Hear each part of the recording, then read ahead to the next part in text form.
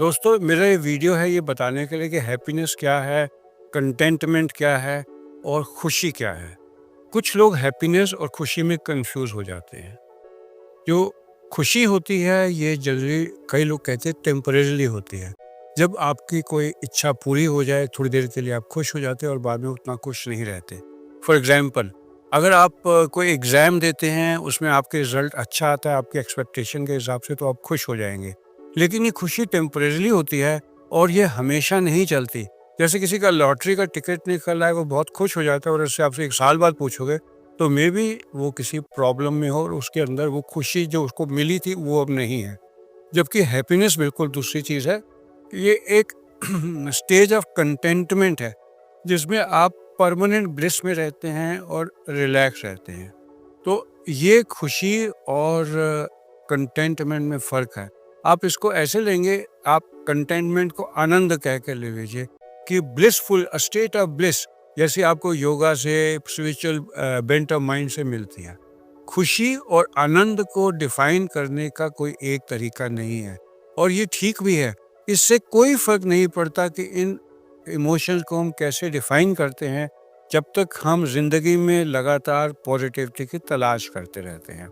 मुझे पता है कि इस स्टेज में आकर मैंने इनके बारे में सोचना शुरू किया है और मैं इन चीज़ों को इम्पोर्टेंट देता हूँ। इम्पोर्टेंस आप भी देते हैं क्या? नहीं देते तो आप कुछ सालों में देने लगेंगे जब आप मेरी एज ग्रुप में आएंगे, क्योंकि अभी तक तो ज़िंदगी में यही उम्र बिता दी कि और कमाना है और कमाना है और सेटल होना है। लेकिन जब आपकी इच्छाएं एक स्टेज पर आपको देखते हैं कि कभी पूरी ही नहीं होती और ज़िंदगी कम बची है, तो आपको इन बातों का ख्याल आता है। मैं जितने लोगों से इसके बारे में बात करता हूँ, उतना ये देखता हूँ कि हमारे जीवन में हमारे दोस्तों की इम्पोर्टेंस बढ़ती जाती है। क्योंकि आप अपने टाइप के फ्रेंड चुन सकते हैं और उनसे अपनी प्रॉब्लम्स को डिस्कस कर सकते हैं और डेली रूटीन में उनको से बात करके अपने स्ट्रेस को बर्स्ट कर सकते हैं।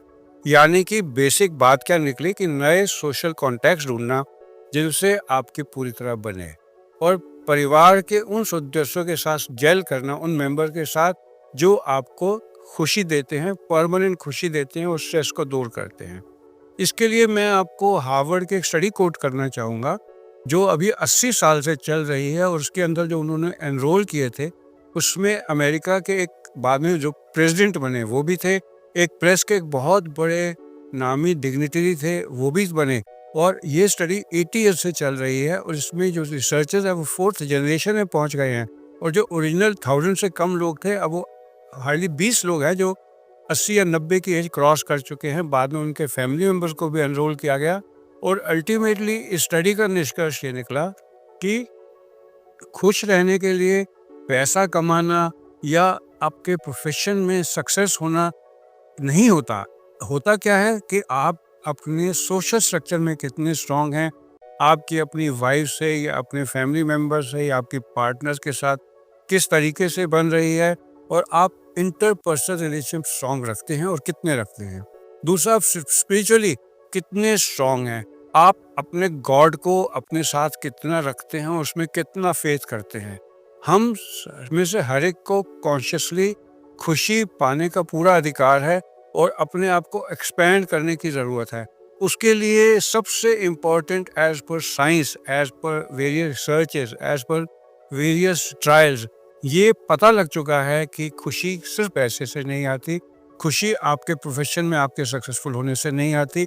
ये आपके जितनी सोशल स्ट्रक्चर स्ट्रांग होगी, जिसमें आप आपस में डिस्कस कर पाएंगे। ऑफ कोर्स इतना पैसा, इतनी हेल्थ तो कंफर्टेबल रहने की है, उसके बाद की मैं बात कर रहा हूँ, खुशी मिलेगी अगर आपका सोशल स्ट्रक्चर ज़रूरी है।